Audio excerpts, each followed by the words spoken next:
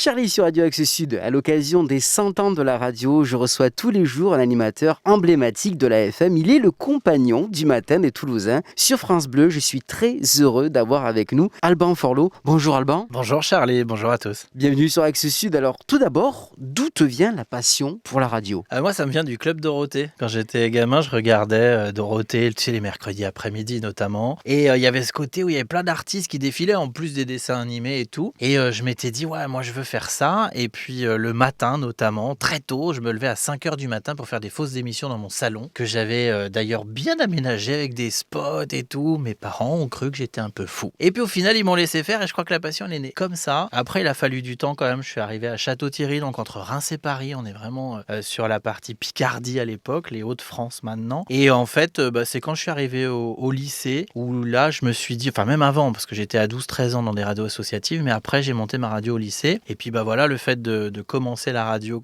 très jeune, quand j'ai fait mon stage de 3e à Radio France Champagne, je me suis dit, c'est là que je veux travailler. Et quelques années après, ce qui était rigolo, c'est que mon premier contrat à France Bleu, il y a maintenant 20 ans, c'était en 2001, et c'était à France Bleu Champagne. Et alors justement, est-ce que tu as eu des animateurs radio qui t'ont influencé ou si tu les écoutais, ça te disait, j'ai envie de faire ce métier ? Moi, j'écoutais beaucoup, notamment Fun Radio, le soir, les émissions de Doc Fool. Il y a eu évidemment le matin avec le festival Robles sur Énergie pendant des années. Et puis donc les radios de contenu. Alors moi, j'écoutais à la fois France Inter, France Info, RTL. J'étais déjà consommateur d'actualité. C'est-à-dire qu'à la base, je voulais être journaliste. Et puis après, je pense que le rapport avec l'auditeur, le fait de faire du spectacle, de l'animation, m'a plus rapproché de l'animation justement, mais tout en animant pendant une quinzaine d'années une matinale. Donc une matinale est faite de beaucoup d'infos. Donc voilà, mais est-ce qu'il y a d'autres animateurs ? Non, c'est vrai que c'est plus la télé que je regardais, mais la radio m'a toujours accompagné depuis mon plus jeune âge, ça c'est sûr. Comment, plus en détail, comment tout a commencé pour toi à la radio ? Est-ce que tu te souviens de ta première antenne ? Oui, je m'en souviens très très bien. La première fois, j'étais invité en fait, parce que je sais plus, je faisais j'étais très mobilisé quand j'étais jeune sur plein de domaines. C'est-à-dire que j'étais délégué de classe, j'ai été rapidement conseiller municipal jeune aussi, où j'ai fait des chantiers jeunes en Roumanie avec des Allemands pour repeindre des lycées. Donc j'étais dans la vie active et dans la vie citoyenne, en tout cas très mobilisé. Et donc j'avais dû être invité sur une radio locale, je crois que ça s'appelait Radio Visage. Et on m'avait demandé à qui tu veux ressembler. J'avais eu cette prétention monstrueuse quand j'y réfléchis avec le recul de dire je veux ressembler à personne, je veux qu'on m'identifie moi et que je fasse ce que j'aime faire moi avec des auditeurs. Et en fait, très vite, je suis venu sur cette radio-là et une autre qui s'appelait Radio Madeleine Musicale, R2M. Et là, la première émission, c'était un mercredi. Cap Actualité, ça s'appelait. Je faisais ça l'après-midi, en fin d'après-midi, je crois. Et donc, j'avais un invité par semaine, notamment le professeur Cabrol, le premier à avoir fait la greffe cœur-poumon. Et c'est ma mère, en fait, qui était toujours avec moi. Maman, elle calait les invités. On les invitait chez nous, on préparait l'émission. Et donc, dans les premières années, c'est maman qui était là pour que je fasse effectivement les émissions qui, après, sur Radio Visage, parce que j'ai changé de radio, se faisaient en groupe parce que j'avais des chroniqueurs, j'avais du monde. C'était le samedi, ça s'appelait Maxi News. Et pour le coup, je faisais venir même des gens du quartier, en fait, dans l'émission, qui s'opposaient, par exemple, au maire de la ville. Et hop, on organisait des rencontres comme ça. Et c'était que des gamins qui faisaient ça pendant les périodes électorales et tout. C'était fou, quoi, qu'à 12-13 ans, j'anime des émissions comme ça, presque politiques déjà à l'époque. Un parcours incroyable sur France Bleu, on peut le dire, plus de 13 antennes locales, 20 ans d'expérience. Comment est-ce qu'on entretient la passion et garder la flamme de la radio, de la passion pour la radio, après toutes ces années, toutes ces locales ? C'est pas dans le murtin qu'on va me dire l'inverse. Moi, ce qui m'intéresse, c'est la vie des gens là où ils sont. Et ça, je crois que ceux qui me connaissent bien savent que l'auditeur a toujours été au cœur de mon travail, de mon envie, mais parce qu'en fait, ils m'enrichissent. En fait, c'est un boulot génial. C'est-à-dire qu'on se lève le matin pour aller mettre en avant des gens qui font des initiatives, qui nous écoutent avec beaucoup de bienveillance. Moi, quand j'ai été 15 ans matinalier à France Bleu, d'abord France Bleu Lorraine, puis France Bleu Occitanie, qui était France Bleu Toulouse à l'époque, et il y a ce lien où je suis le petit frère, le gendre, l'ami. Donc en fait, il y a un rapport très familial avec l'auditeur. Donc forcément que la passion, la foi, la flamme, elle reste parce qu'on s'amuse, parce qu'on tisse des liens de proximité au sens large du terme. Donc moi, France Bleu, c'est une radio qui me correspond parfaitement. Et je sais qu'à Radio Axe Sud, vous avez à cœur aussi d'être sur le terrain local dans le sud toulousain et d'être proche de ses auditeurs. Moi, c'est ce que je fais. Alors c'est vrai de manière un peu plus régionale maintenant parce que voilà, on a davantage de fréquences, que ce soit dans l'Aude et puis déjà dans le Gers, du côté de Montauban, de Cahors, d'Albi. Je vais pas tous les faire, mais c'est pas facile de garder un lien d'hyper proximité sur une grosse zone. Et en même temps, il y a des sujets qui rapprochent les gens. Il y a des sujets sujets qui font qu'on soit à Albi ou, ou à Rodez ou au pied des Pyrénées, ben, on va être concerné pareil. Donc voilà, moi j'adore France Bleu, j'adore en tout cas la radio de proximité. Avec toute cette carrière, hein, est-ce que tu as un meilleur moment de radio? C'est difficile comme question, je sais. Bah c'est pas si difficile, il y en a deux en fait. Et c'était à Toulouse. Le premier meilleur moment, bah, c'est l'ouverture de la radio. Parce qu'une radio de Radio France qu'on ouvre, moi j'étais en plus le premier à parler sur cette antenne, puisque je faisais la matinale. Donc quand il y a 120 personnes dans ce studio, qu'il y a des caméras partout, et qu'on ouvre une radio de Radio France, avec le président de Radio France qui était là, bah, ça c'est un moment, ça s'est fait un peu dans la douleur, entre guillemets, c'est-à-dire que on n'a pas ouvert France Bleu Toulouse tout de suite, il y a eu des retards. Moi je suis arrivé le 15 novembre 2010 pour ouvrir le 14 décembre 2010, et au final la radio n'a ouvert que le 23 février 2011.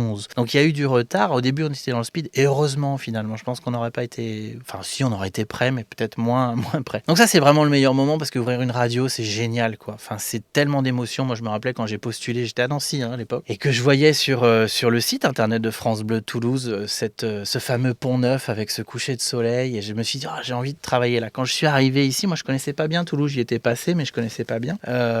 Et je m'étais dit, la première fois que je bosse ici, je veux être sur ce fameux pont neuf. Et c'est ce que j'ai fait d'ailleurs. Mon premier soir ici, je descendais de Matabio et je suis arrivé sur le Pont Neuf. Après, j'ai mangé place du Capitole. Enfin, vraiment le touriste de base. Maintenant, je crois que je connais Toulouse mieux que les Toulousains parce que vraiment, je connais Toulouse et la région d'ailleurs avec beaucoup de passion parce que je me sens toulousain depuis 10 ans, mais clairement quoi. Donc ça, c'était le premier moment. Et malheureusement, l'autre moment fort de radio, ce sont les attentats. C'est Mohamed Merah. C'est cette angoisse que nous, on a vécue en direct parce que j'ai fait des heures et des heures d'antenne. Je prenais à 6h du matin avec toute l'équipe des journalistes. On restait pendant 7h, 8h non-stop, on n'arrêtait pas. Donc c'est à la fois un moment terrible parce que ça nous a vraiment profondément touchés. Moi je me rappelle avoir beaucoup pleuré sur mon bureau à la fin d'émissions spéciales en me disant waouh, on est en train de vivre un truc qui est horrible et en même temps c'est cette adrénaline du direct, c'est ce moment où on a l'impression d'être en communion avec les auditeurs et puis en faisant attention à tout quoi, en n'ayant pas un mot trop. Enfin moi je me rappelle à l'époque des médias avaient annoncé des choses qui n'étaient pas vraies. Nous on a vraiment tout vérifié. C'est ça aussi pour ça que j'aime beaucoup le service public et la qualité de l'info, c'est que les journalistes ici ils vérifient tout quoi, et avant de le donner à l'antenne on surcheck et voilà. Donc c'est deux moments forts, l'un dans la joie, l'autre dans la tristesse, mais en même temps je me sens utile dans ces moments-là. Il y en a plein d'autres parce que il y a eu des tempêtes, il y a eu des choses que j'ai vécues à l'antenne avec les auditeurs d'autres régions où c'était très fort aussi. Mais voilà, quand il y a un Brennus qu'on vit en direct, quand il y a des moments forts comme ça, la radio c'est génial. Et dis-nous, quel conseil tu pourrais donner à un jeune qui souhaite faire ce métier, animateur radio, aujourd'hui? Déjà c'est de sourire, c'est d'être content d'être là parce que le sourire ça s'entend en radio, faut sourire pour de vrai. Ça c'est la première des choses, de mettre l'auditeur au centre de tout ce qu'il fait parce que parfois on a envie nous d'écrire une chronique, on a nous envie de parler quelque chose, oui mais est-ce que l'auditeur qui t'écoute habituellement ça va l'intéresser en fait? Donc après il y a plein de choses en radio, on parle de cible, on parle de durée d'écoute. L'idée de bien connaître ses auditeurs sur la radio sur laquelle on est, ça permet de traiter des sujets de telle ou telle manière parce que je crois qu'on peut parler tout. Moi j'aimais beaucoup mon modèle radio, c'est une émission de télé, C'est pas sorcier avec Fred et Jamy où on pouvait parler de science, on pouvait parler de tout, mais parce qu'il y a des maquettes, parce que ça rigole, parce que n'importe qui avait accès à la science. Moi je me mets à cœur de faire la radio comme ça, c'est-à-dire de ne m'interdire aucun sujet, mais de trouver les portes d'entrée pour que personne soit laissé sur le chemin et ne pas prendre de haut les gens, voilà. Mais c'est plutôt eux qui m'inspirent plutôt que de moi qui donne des infos. Donc voilà, le conseil c'est l'auditeur, bien le connaître, et puis une fois qu'on sait ça, lui parler à lui et à personne d'autre en fait. Alors on te retrouve aujourd'hui sur France Bleu, 9h, 11h, la radio mais aussi la télé sur France 3. Alors justement, est-ce que c'est pas trop difficile de passer de la télé à la radio ou de la radio à la télé? Aujourd'hui, je suis effectivement sur le magazine de matinée qui est entre 9h et 11h, qui n'est pas télévisé. En revanche, j'ai lancé il y a 2 ans effectivement les matinales pour France Bleu, France 3 dans une expérimentation avec Nice, qui s'est maintenant déployée dans une quinzaine d'autres France Bleu. En fait, ça a été des nouveaux codes parce que c'est vrai que nous, on fait beaucoup de gestes en radio. Donc là, on a essayé d'en faire un peu moins, même si c'était pas interdit. Puis on a mis un peu de maquillage parce que sinon, on brille beaucoup avec tous ces spots, on savait pas. Puis bon, faut quand même regarder un peu la caméra parce que sinon les gens ils ont l'impression qu'on les ignore, alors qu'en fait nous on écrit beaucoup. La radio c'est très écrit, donc on lit beaucoup et c'est pas facile de lever la tête. Donc tout ça, oui, c'est des choses différentes qu'on a appris à faire. Moi j'ai été coach après pour France Bleu, France 3 dans les autres France Bleu qui se sont déployés. Je suis allé à Quimper, je suis allé à Saint-Étienne, je suis allé à Guéret, je suis allé un peu partout, à Bordeaux aussi. Et c'est vrai que du coup, à chaque fois c'est un nouveau défi, mais c'est tellement cool que ce média évolue. Moi je pense aujourd'hui que la radio, si elle veut exister, il faut qu'elle soit multicanale. C'est-à-dire que la radio on la consomme en podcast quand on a envie, la radio on la consomme en FM ou en DAB+, ici. La radio on la consomme en vidéo sur les réseaux sociaux parfois ou sur francebleu.fr pour nous avec les articles, mais il faut qu'on existe partout. Donc la télé, c'est un plus en fait. C'est un plus. Je peux peut-être vous dire qu'à la rentrée, ce sera un peu plus long. C'est-à-dire que maintenant, ce sera 7h, 9h sur France 3. Mais bon, tout ça est encore en discussion. Mais bon, voilà. Ce qui est sûr, c'est que la télé à la radio, c'est une autre aventure. Moi, je suis très content quand même de faire ce magazine radio aussi, et de continuer à faire vraiment de la radio, du son, d'aller interviewer les gens, d'avoir du temps aussi. Donc le 9h, 11h, moi, ça me plaît beaucoup. Voilà. Et en matinale, c'est aussi des réveils à 3h du matin qui ne me manquent pas tant que ça. J'ai fait ça 15 ans. Là, maintenant, j'avoue que je suis bien content de dormir un peu plus. Un autre système de fonctionnement et on comprend que tu sois mieux dans ces nouvelles émissions. Alors, merci d'avoir répondu à mes questions, Alban. Alors pour finir cette interview et pour que nos auditeurs puissent mieux te connaître, je te propose de faire ton portrait chinois. Oui, le fameux.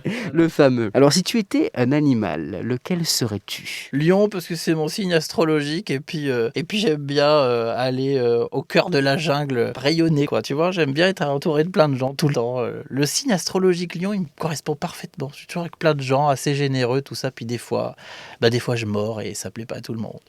Et si tu étais un objet du quotidien ? Un objet du quotidien, peut-être un micro, Tu vois, ça sert tous les jours, Et puis on me parle au moins. Bon, avec les distances compliquées en ce moment, mais oui, un micro. Et si tu étais, alors là, je sais que tu aimes bien ce genre de choses, si tu étais un plat ou un mets culinaire ? Je sais pas, je dirais un truc gourmand et plutôt raffiné quand même, tu vois. Mais gourmand, ça c'est sûr, il faut de la quantité. Qu'est-ce que j'aime bien ? Moi j'aime bien le goulash, mon père faisait le goulash, mais c'était tellement bon. Et j'aime bien cuisiner d'ailleurs. D'ailleurs, à 10h, l'émission s'appelle La vie gourmande chez nous. Et j'adore ça parce que les circuits courts, les producteurs et tout. Donc voilà, un plat, je sais pas, j'en ai plein, mais j'ai pas de plat préféré, tu vois. Je sais pas pourquoi je pense au goulash. Là. Faites un goulash, vous allez voir, c'est bon, même en plein été, on s'en fout. Et enfin, si tu étais une personnalité ? Personnalité, je pense qu'on a chacun nos personnalités. Je reformule la même réponse qu'à mes tout débuts, celle d'Alban Forlot. Tu vois, je pense que restons nous-mêmes. De toute façon, dès qu'on essaye d'être différent de ce qu'on est, ça s'entend. Moi, j'aime bien être moi-même avec mes qualités et surtout mes défauts. Mais bon, j'espère que j'ai plus de qualités que de défauts. La boucle est bouclée après Radio Visage sur France Bleu. Alors merci Alban de ce bon moment à ta compagnie. On te retrouve tous les jours de lundi au vendredi 9h, 11h France Bleu. Belle journée à toi. Merci beaucoup Charles.